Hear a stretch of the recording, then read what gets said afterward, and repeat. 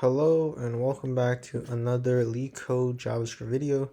This video we're going to be talking about the solution to CoinChange, LeetCode number 322.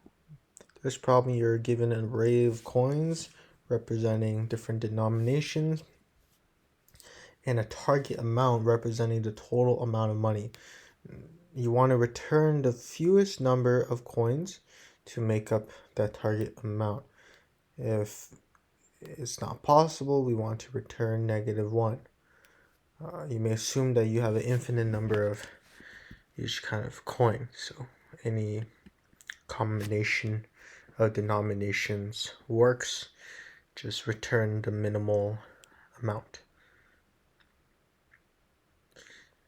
So naively, you may first consider to use a greedy solution. A greedy solution being to start at the end of the array because it's sorted and just fit the next largest coin. But it works in this case because 5 plus, so for a target of 11, looking at example 1 here, 5, and then we reset to the largest number, 5 and 1. So that is the answer to example number 1. But there is a counterexample where, let's say, we have 1, 3, 4, and 5, where the largest and the second largest overfits the target of 7, and the largest and the second largest also exceeds the target of 7. So the greedy approach will loop to 5, to 1, to 1 again, and that will be 3 coins total, whereas the solution is simply just 3 and 4. So skipping denominations,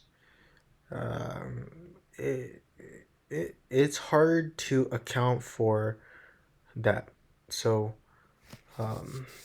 how you want to start to think about this is to use a tree. And a tree where we start out at the top and we branch out into the different denominations. So for the 1, 3, 4, 5 example, I'm going to do a different page. So 1, 3, 4, and 5. And we want to add up to the target of 7. Target t is equal to 7. Now, you might think, and this is admittedly what I did at first, try to build out the tree, right, of a branching factor of 4. That's going to be problematic because we don't know how long we need a branch for, and if we're branching an arbitrary height of that magnitude in terms of branching factor, you're really going to have a really expensive algorithm. So instead, we want to use dynamic programming. We want to use dynamic programming in the sense that we want to cache the results in a cache from 0 to the amount t equals 7. So there should be so it should start from 0, 1, 2, end up at 7. So these are not the values here, but my point is the indices range from 0 to 7. So it's really the amount plus 1. So amount plus 1. And we do this because this dynamic programming solution I'm using is called the bottom-up solution. And what that means is we're starting from 7.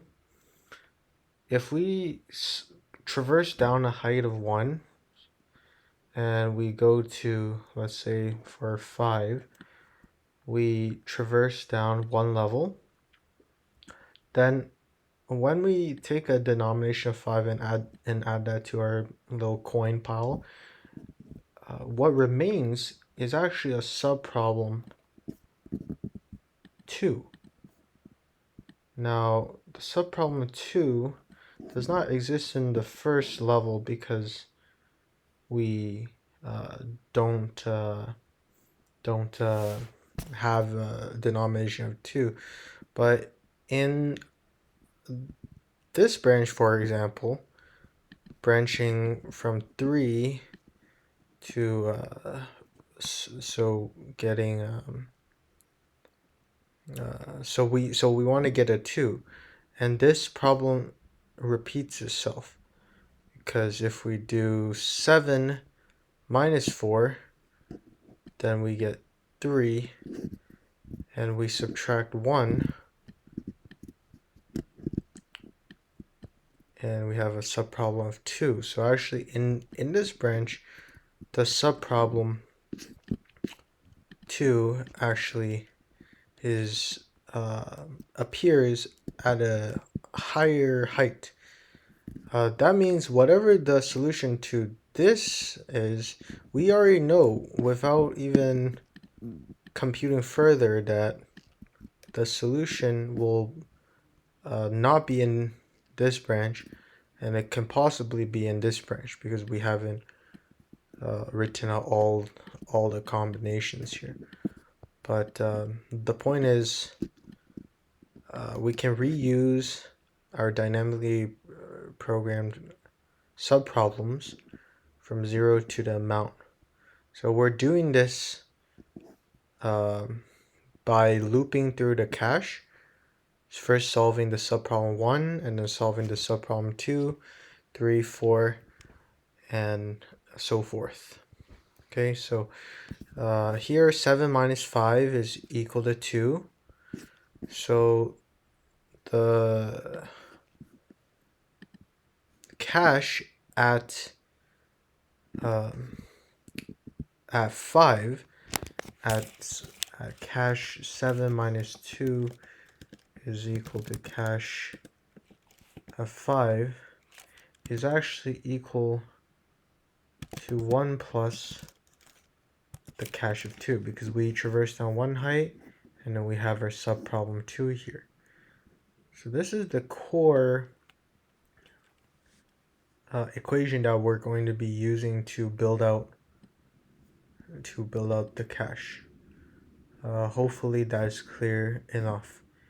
I can't tell you, and I can't draw for you the answer here, because that's what the algorithm is going to do. It's going to loop over each subtree, but it'll do this efficiently because we're going to check that so long as the difference between, let's say here we have a 3,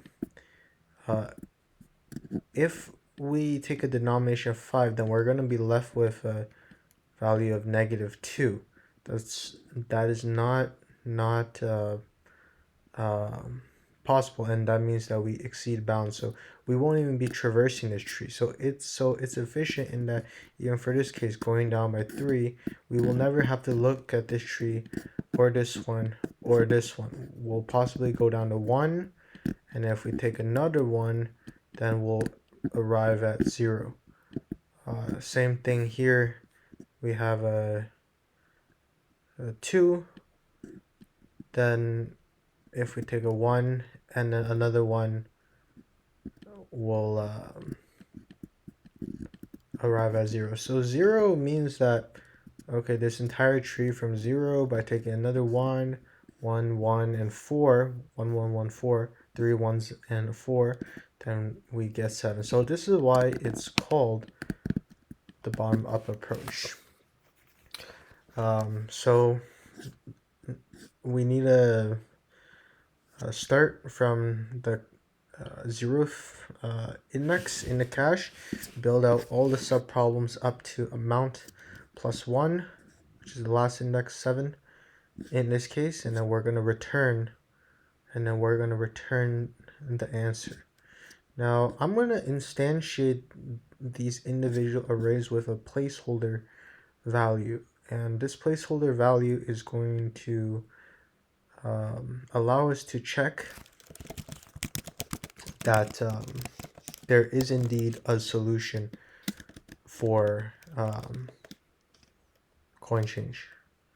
So the array length, like I said, is going to be equal to amount plus 1, and we're going to fill it with amount plus 1, because if you have, let's say, 7 coins, even if you take the largest denomination, the smallest denomination of ones, you'll at maximum get 7 coins. So it will never get to amount plus 1. But to illustrate why I'm putting filling amount plus 1 here, I'm just going to do 20 just to show you that any value beyond amount works. We're going to return, so I like to just return whatever I'm going to solve before I even complete it, just so that I know and keep the end in mind. So if cache at amount, at amount is equal to amount plus 20, that means that our algorithm didn't find a solution to this. So we're just going to return -1 as required here. Otherwise, we're just going to return the answer. Now we want to build out the cache.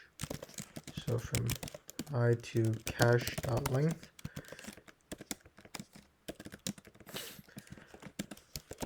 And we're going to have a second loop to loop over the individual coin denomination, which is in the coins array. So j++. Now I'm going to denote the denomination by d, and it's going to be equal to the coins at j. So we're going to loop over the cache, build out the subproblems. Each subproblems we're going to try subtracting coins at we're going to subtract the denominations. We're going to be left with a subtarget. We're going to see if that subtarget is greater than or equal to 0. That means we can continue working on the subproblem. Otherwise, we're going to return something else. So we're going to do an if statement check here that the cache at I,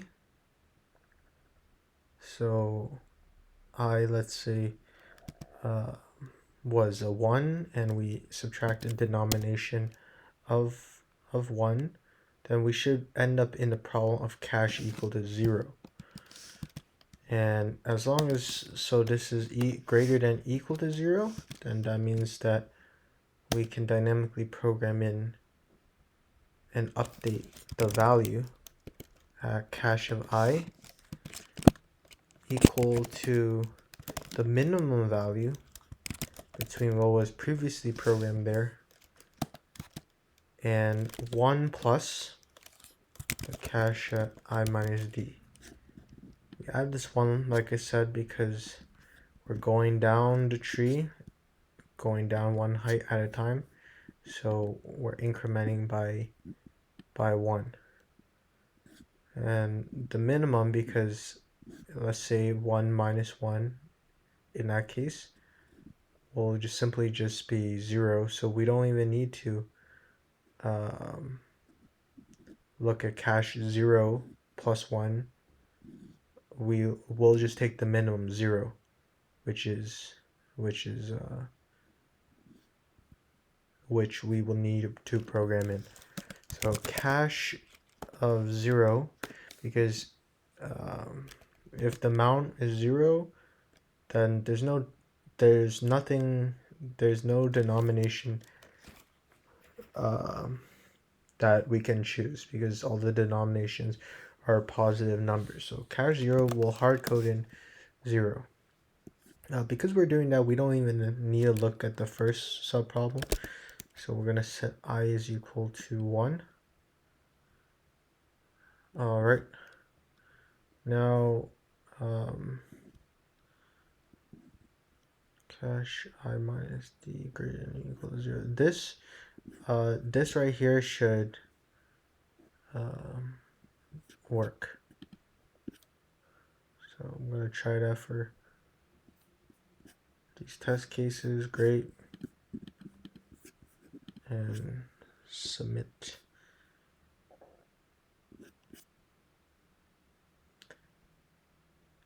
So that is LeetCode number 332, coin change. And hope my explanation, my bottom-up approach was clear. And thank you.